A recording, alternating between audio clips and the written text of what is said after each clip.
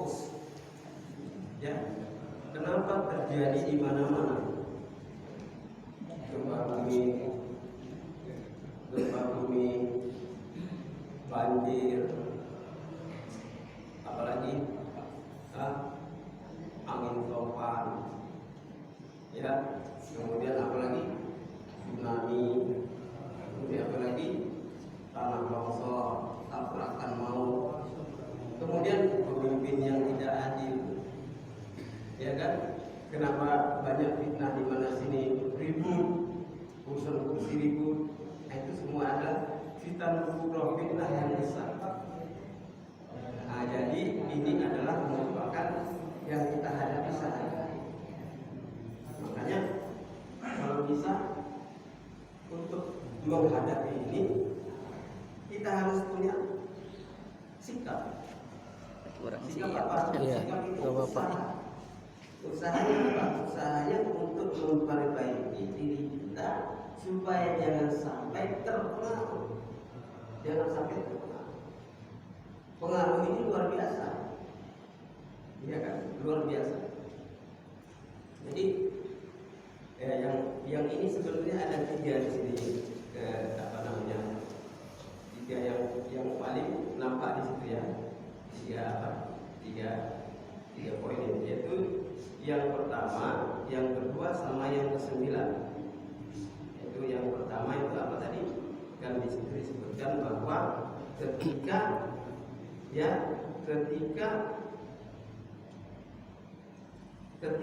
kekuasaan memupuk kekayaan, maksudnya penguasa yang memimpin rakyat bukan melindungi rakyat dari kefakiran dan kebodohan, sebaiknya justru merampok hak-hak rakyat, menjajah pemikiran rakyat, mencuri hak-hak rakyat, menciptakan peraturan untuk menghalalkan yang haram dan mengharamkan yang halal. Saya mohon maaf, saya tidak bicara Indonesia, saya bicara awam. Di dunia ini ada lebih kurang 200 lebih negara, salah satunya ini. Saya bicara tidak Indonesia. Oh, ini Ustaz Lubis nyindir Indonesia, enggak? Saya enggak nyindir siapa-siapa. Ini forum ilmiah, ini masjid. Saya enggak perlu mendera satu orang, enggak perlu, dan enggak ada kebencian bagi saya. Nah, sebab segala sesuatu itu udah takdir Allah. Allahu akhrajakum min butuni ummahatikum la ta'lamuna syai'an. Allah mengeluarkan kamu dari perut ibu kamu enggak tahu apa-apa. Maktubah arba'ata asya' di lauhul mahfuz. Tertulis 4 perkara di lauhul mahfuz. Lauhul mahfuz itu kalau bahasa saya bank datanya Allah. Sekarang kan ini bank data kan. Jadi khazanah Allah, kekayaan Allah itu sudah tertulis dari 1 biji pasir sampai malaikat Jibril, sampai apa itu langit ada sama watin tiba 7 lapis langit yang seimbang, nggak timpang tuh langit, nggak timpang, seimbang. Dan satu langit itu ada 3 miliar galaksi. Satu galaksi itu ada 3 miliar planet. Ini cerita planet satuan yang bukan yang 7 lapis, kebanyakan nanti. Kepanjangan ceritanya yang 1 lapis langit ini ada 3 miliar gemintang planet. Kalau kita lihat bintang di langit itu berapa bintang di langit? Tanya sama Abu Nawas. Abu Nawas bilang sebanyak rambut di kepala. Masya Allah, cerdas. Itu pernah itu rambut di kepala. Nah, segitulah kata Abu Nawas. Tapi itu kita pun nggak tahu berapa rambut di kepala kan. Maksudnya saking banyaknya. Jadi salah satu planet itu bernama Bumi. Alangkah kecilnya kita di Bumi. Bumi ini ada 6 benua. Salah satu benua namanya Asia. Di Asia itu ada satu lagi Asia Tenggara. Di Asia Tenggara ada satu negeri namanya Indonesia. Di Indonesia ada Pulau Jawa. Di Pulau Jawa ada ibu kota Jakarta. Ibu kota Jakarta ada di Pondok Gede. Ada Al-Muslimun, ada Bapak. Ini alangkah kecilnya kita nggak kelihatan Pak di dalam peta. Apa sih yang kita sombongkan? Batas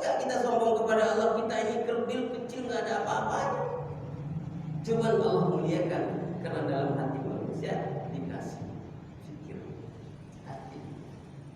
Nah itu. Tapi maktubah arba'at asya fil lauhil mahfuz, tertulis 4 perkara di lauhul mahfuz. Apa itu? Nasib, rezeki, pertemuan, maut. Nasib tidak mau jadi apa? Bapak mau jadi raja atau jadi presiden bukan karena pandai cari kursi. Gak ada kaitannya bapak kampanye dengan jadi presiden. Gak bakal. Gak ada kaitannya bapak punya ilmu jadi dokter profesor. Itu udah ketetapan Allah. Jadi gak ada kaitannya orang kaya dengan pintar cari uang. Gak ada kaitannya. Karena udah gak ada kaitannya orang miskin dengan kemalasan atau mau malas nanti jadi miskin. Gak ada kaitannya. Orang kaya sudah ditetapkan Allah, orang miskin sudah ditetapkan Allah. Nggak ada kaitannya orang punya anak 5 pandai kawin enggak. Itu memang udah takdir Allah. Nggak ada kaitannya usia 50 nggak kawin-kawin. Bukan karena dia nggak pandai kawin, itu sudah ditetapkan Allah.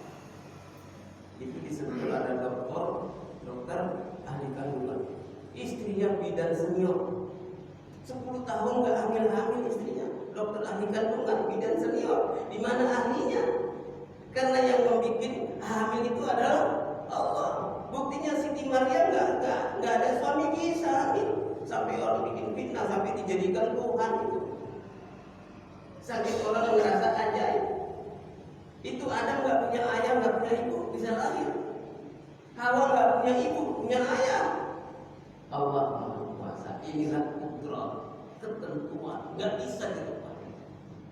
Allah the power, Allah is the powers, Allah is the greatest, Allah itu yang maha kuasa, yang maha hebat, yang maha besar. Nah itu tadi ya. Jadi yang pertama tadi itu justru merampok ininya rakyat. Jadi dia menciptakan peraturan untuk menghalalkan yang haram dan mengharamkan yang halal. Kedua, ini ya, yang kedua. Ini kutipan saya. Kalau bapak baca yang itu, mungkin bapak nanti. Kalau PDF-nya apa sudah dikirim, bapak membuat tabungan Pak sebagai sudah kasih tahu supaya PDF-nya dibuka di handphone masing-masing. Yang kedua, ketika amanat jadi rebutan. Ini dia. Kelihatannya hadis ini satu kebaikan, ya, karena orang memegang amanah, rebutan megang amanah. Padahal yang realistis kenyataannya orang merebut amanah karena amanah itu bernilai materi, ada duitnya. Jadi bukan amanahnya yang dikejar sama dia, tapi materinya yang diperlukan. Maka Nabi SAW menekankan dalam hadis yang lain, tidak beriman orang yang tidak amanah. Bahasa Arabnya, la imana liman la amanata lah. Tidak beriman orang yang tidak amanah. Berarti kafir. Berarti hati-hati nih, ini duit ada setannya. Ya, duit ada setannya. Kemudian apalagi kalau orang-orang yang mempunyai sifat-sifat ini berkumpul dan bekerja sama. Orang yang nggak amanah ini, artinya yang maling-maling ini ngumpul jadi satu. Jadi malingnya ambil maling berjamaah yang kayak sekarang. Iya kan? Kayak sekarang. Saya pernah nulis kemarin itu bukan karena seseorang, tapi saya menulis karena fenomena yang kita ada. Itu Pak, kalau kita lihat Qatar, negeri Qatar ini, penduduknya hanya sekitar 12 juta. Tapi itu penghasilannya, itu setiap anak lahir udah dapat uang $1.500. Digaji Pak anak lahir Pak. Sampai disekolahkan mobil, sampai disekolah, sampai universitas, sampai dia tamat ditanggung oleh kita. Semua anak. Nah, kalau kita menurut data yang ada, setiap anak lahir udah punya hutang $1.500. Nah itu bedanya. Brunei Darussalam, saya ke sana kira-kira 3 tahun yang lalu.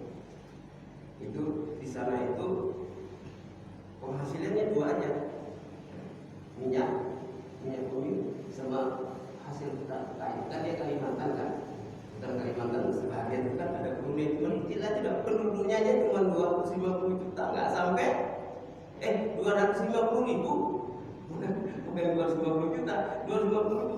Nah, lebih banyak penduduk kecamatan Kabupaten Bekasi, lebih banyak. Kabupaten Bekasi kota ini adalah penduduk terbesar ke-6 setelah Jakarta, Surabaya, Medan, Bandung, Ujung Pandang, terakhir Bekasi kota, menyusul Bekasi kota.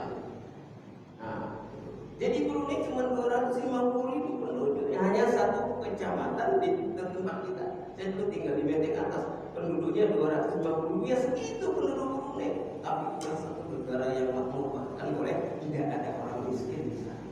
Kenapa? Karena hasil tambang minyaknya, hasil tambang minyaknya diserahkan sepenuhnya untuk rakyat. Cuman ada sisanya dibikin semacam kalau kita Pertamina gitu, dibikin pom bensin. Hasilnya dikasih ke rakyat lagi. Pemerintahnya cuma ambil biaya untuk mengelola negara aja, udah nggak ngambil untung apa-apa. Makanya di sana satu orang bisa 4-5 mobilnya. Ke masjid aja cuma 50 meter naik mobil. Nah, itu anak-anaknya rata-rata sekolah England, Amerika, Jerman. Subhanallah. Lulus sudah doktor. Tidak, hampir saya lihat pergi kemana-mana di sana nggak ada di pinggir jalan ekonomis. Subhanallah. Kenapa Pak? Karena pemimpinnya beriman. Ya, pemimpinnya beriman. Nggak cari kursi dengan menjual ayat kursi. Nah, itu yang kedua. Sudah itu tadi kan ada 15. Yang paling menonjol sekarang ini saya ambil yang paling dominan, nomor 1, nomor 2, dan nomor 9. Apa nomor 9? Ketika pemimpin masyarakat berakhlak rendah. Nah, ini ya. Ini masya Allah ya. Mudah-mudahan kita yang di sini jangan sampai terjadi. Bagaimana ini dapat dilihat dari perbuatan mereka sehari-hari. Ya, terutama akhlak kepada Allah Subhanahu wa taala. Bagaimana akhlak kepada Allah Subhanahu wa taala? Yaitu ibadah, khususnya sholat 5 waktu di awal waktu di masjid berjamaah. Ini akhlak kepada Allah. Hablum minallah. Dengan kata lain, hablum minallah ataupun hubungan manusia dengan Allah yang baik, yaitu baru hablum minannas, baru hubungan antar manusia diperbaiki oleh Allah SWT. Kalau hubungan kita dengan Allah baik, hablum minallah, maka Allah akan memperbaiki hablum minannas. Kenapa? Orang yang betul-betul sholat kepada Allah, hatinya ikhlas. Dia bergaul sama si bulan ikhlas. Gak ada sakit hati, gak ada dendam, gak ada dengki, gak ada besar kepala, gak ada ego. Kalau bukan aku gak jadi. Pokoknya aku gak mau pakai pokoknya hadisnya. Hadis itu gak ada pokoknya. Hadis itu kalau Rasulullah SAW bukan pokoknya saya mau begini, bukan. Nah, itu terjadi kalau sudah tidak ada akhlak. Baru jadi seseorang tak mungkin tak berdusta, tak mungkin tak berdosa, ya, tak mungkin tak ingkar janji, tak mungkin bersifat amanah kalau sholatnya tidak. Jadi sholat. Kenapa? Nabi bersabda, "Awwal ma yuhasabu bihil abdu yaumul qiyamah as-shalah." Yang pertama nanti akan dihisab di hari kiamat dari seorang hamba adalah sholatnya. Fa in shaluhat shaluha sa'iru amali. Kalau sholatnya benar, baik, maka semua amalnya baik. Otomatis. Baik sadar, apa sadar sa'iru amali. Tetapi kalau sholatnya rusak, seluruh amalnya itu terpengaruh menjadi rusak. Nah, ini Pak. Walaupun udah 27 hari, 27 kali doa di depan multazam, di depan Hajarul Aswad mustajab, istri Ismail makbul, tapi kalau saya sholatnya tidak benar, hajinya pun tertolak. Mardud bukan makbul. Kalau makbul itu mendapat banyak kebaikan, diterima. Tidak ada upah orang haji kalau haji makbul kecuali surga. Tapi kalau dia hajinya haji makbul lain lagi. Kan ada 4 haji. pertama haji para nabi. Semua nabi datang ke Mekah haji, ini haji ibadah. Yang kedua hajinya Lat Uzza jahiliyah, bikin maksiat di depan Ka'bah. Itu ceritanya Lat Uzza itu karena dakwah udah nggak ada di Mekah. Jadi orang datang ke Mekah itu digoda sama setan. Kamu mau kemana? Saya mau tawaf. Ngapain kamu tawaf? Iya, ke tanah suci. Kamu tahu itu tanah suci? Kamu tuh suci apa? Kotor. Kamu itu kotor. Bagian kamu itu benar apa enggak? Kalau kamu mau suci, kamu bugil aja telanjang bulat. Nah nanti kamu badanmu yang suci itu menghadap Ka'bah yang suci. Karena dakwah nggak ada, dia siap. Akhirnya telanjang bulat Pak, belum tawaf di depan Ka'bah. Cuma dibikin sip-sipan, ada sip siang untuk laki-laki, ada sip malam untuk perempuan. Itu terjadi Pak, tidak terjadi di depan Ka'bah. Apa yang terjadi? Rupanya ada satu orang laki-laki penasaran. Dia naik ke atas bukit, intip bagaimana itu tawafnya perempuan di malam hari sambil telanjang bulat. Dilihat, rupanya ada perempuan tercantik di Mekah itu sedang tawaf. Dia lihat, oh bersinar-sinar, nampak jelas dari jauh. Akhirnya memang dia sudah naik sahabat, dikejar itu perempuan sampai di depan Ka'bah, diterkam itu perempuan. Terjadilah skandal seks. Allah kutuklah ini orang berdua ini menjadi Lat wal Uzza, menjadi patung Lat wal Uzza yang disembah di Bukit Safa. Afara'aitumul Lat wal Uzza wa manazza salisatu alakum dzakaru tilka idzan qismatun dhiza. Termuat Pak di dalam Quran. Makanya kalau mereka itu berjuang demi Lat wal Uzza, demi Lat wal Uzza, demi Tuhannya dia. Ada, kenapa? Dakwah udah enggak ada. Begitu turun Nabi menjadi dakwah, dibersihkan itu Mekah semua, kembali lagi. Ya betul, meletakkan Hajarul Aswad sampai di proteli Hajarul Aswad itu. Akhirnya dimasukkan Hajarul Aswad. Siapa yang itu? Ada 4 kabilah. Kalau gitu dipasang kain. Kamu kabilah A, kamu kabilah B, kabilah C, kabilah 4 golongan. Nah, ya Nabi ambil Hajarul Aswad taruh di situ. Nah, bawa ke sana. Jadi adil semua berperan serta. Itu hebatnya Nabi SAW di situ. Adilnya Nabi SAW. Akhirnya sampai sekarang Hajarul Aswad masih ada. Barang siapa yang menyentuh Hajarul Aswad, insya Allah dia jauh dari api neraka, tidak tersentuh api neraka. Makanya kalau haji mabrur kejar Pak. Saya alhamdulillah ada beberapa kali ke sana selalu. Yang terakhir kemarin pas saya itu kan datangnya itu pas 27 Ramadan malam Lailatul Qadar. Begitu sampai di Jeddah turun dari airport udah pakai pakaian ini seragam apa? Seragam umroh. Karena kata Nabi kan barang siapa yang umroh di bulan Ramadan sama dengan haji bersama aku, di dalam hadis. Sampai di situ sakit manusia terbuat 2 tahun Covid nggak boleh kemana-mana. Akhirnya begitu bebas Covid satu dunia datang ke sana. Waduh, saya sudah masuk ini Ka'bah. Putaran kedua saya sudah mepet ini di Ka'bah. Putaran ketiga kan 7 putaran. Putaran kelima itu saya sudah pas di bawah Hajarul Aswad. Tapi kan kita ini orang Indonesia pendek. Hajarul Aswad 2 meter Pak. Kita nggak nyampe Pak ke situ Pak.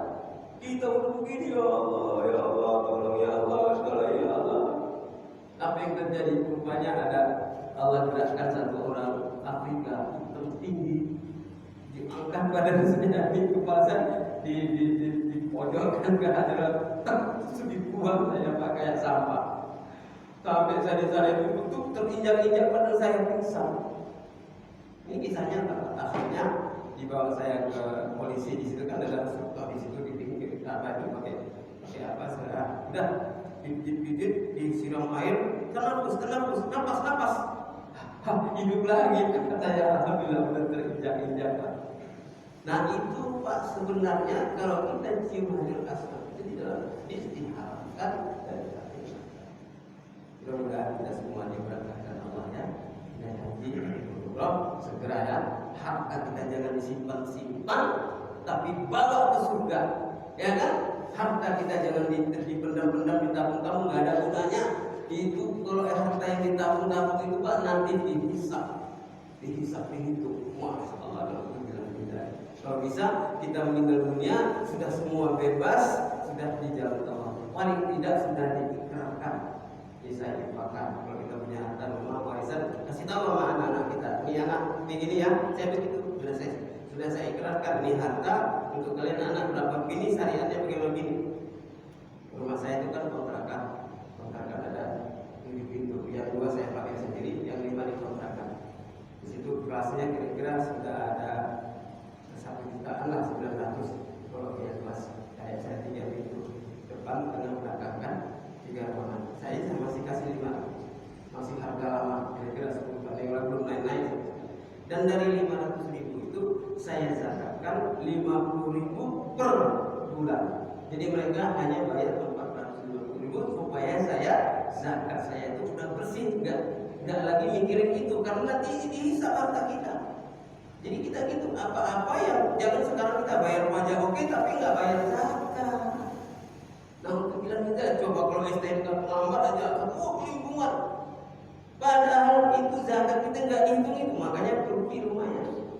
Turki itu setiap bulan Safar itu ada amil itu amil zakat kan di dalam 8 asnaf di surat Taubah ayat 60 itu kan disebutkan antaranya satu amilina alaina, yaitu amil zakat. Panitia dibayar zakat, dikasih zakat dolar.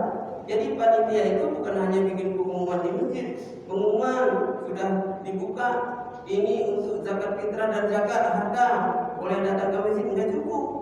Paling-paling yang datang yang sadar aja, ini mereka kalau di Turki itu datang Pak ke rumah-rumah jauh lagi. Pak, mohon maaf Bapak kerja apa, berapa penghasilan 1 tahun. Oh Bapak sudah harus bayar zakat sekian persen. Oh terima kasih saya sudah didatangi begitu. Makanya Turki itu bayar zakatnya itu numpuk sampai setiap tahun bisa membangun 100 masjid mewah. Karena di sana udah kebanyakan masjid, itu 100 masjid mewah dikirim ke Indonesia, ke sana buat dibantu Pak orang-orang dengan zakat. Kenapa? Sadar zakat. Kalau bisa kita seperti itu, badan-badan zakat kita ini dilaksanakan sedemikian rupa, pasti nggak ada orang miskin. Itu di Depok, mohon maaf di Depok masjid, saya lupa nama. Itu kalau kota amal hari Jumat ini, kota amal diambilkan, itu udah langsung dibagi keliling masjid. Ada berapa orang yang 8 asnaf itu, orang miskin, orang fakir miskin, orang berhutang, janda, fisabilillah, ada di sini dibagi-bagi supaya jangan ada alasan lagi orang karena kerja nggak punya duit nggak ke masjid. Kok kamu nggak ke masjid? Wah saya sibuk Pak kerja, kan ada alasan kan? Nah dengan zakat itu mereka nggak bisa. Alhamdulillah masjidnya masalah selalu. Nah itu amal Pak. Kadang-kadang kita yang mau, saya bukan nyindir di mana-mana, sepertinya sama. Di masjid hukuman, uang masuk, uang keluar, uang masuk, uang keluar. Padahal kalau Nabi itu nggak ada uang masuk, uang keluar. Nabi mengumumkan al-imanu yazidu yanqus, iman naik turun, iman yang masuk, iman keluar, yang dibicarakan di masjid. Gitu. Kalau kita ikut cara Nabi sebenarnya masjid begitu Pak, Bapak boleh datang, nggak ada kota amal. Dan nggak pernah dibicarakan masalah uang itu bisik-bisik aja. Pak, ini baru ini Pak, siapa yang siap? Dirahasiakan. Apa yang diberi tangan kanan kamu tidak sampai diketahui tangan kamu, itu yang Allah terima. Nah kadang-kadang uangnya 3.000 perak, ributnya 3 juta. Nah ini jadi menjaga keikhlasan. Nah saya bukan mengkritisi, saya ini menyampaikan fenomena yang ada di mana-mana, bukan di tempat kita aja. Di tempat saya juga begitu sama.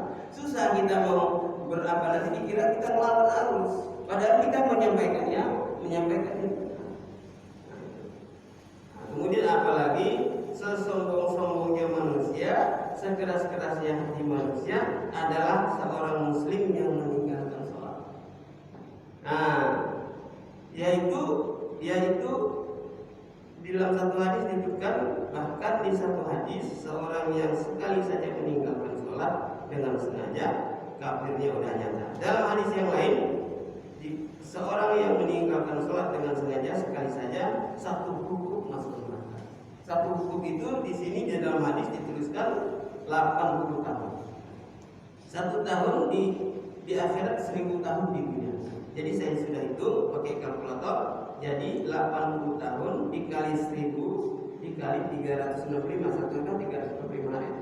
Totalnya 29.200.000 tahun masuk neraka sekali meninggalkan sholat. Ini hadis Nabi, Pak. Yang saya sampaikan.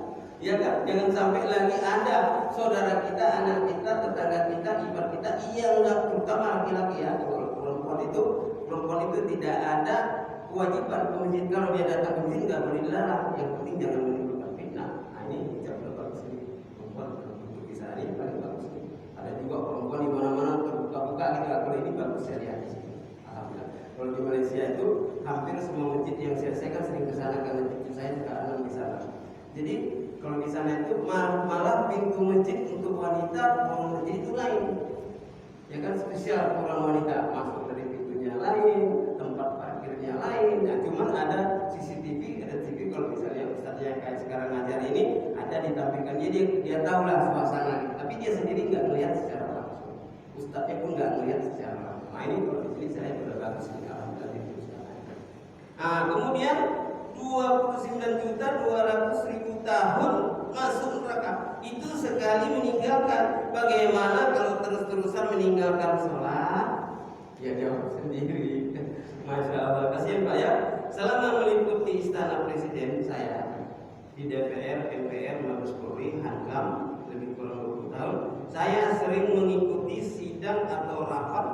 Kalau tiba ada waktu sholat, tidak segera menghentikan untuk sholat.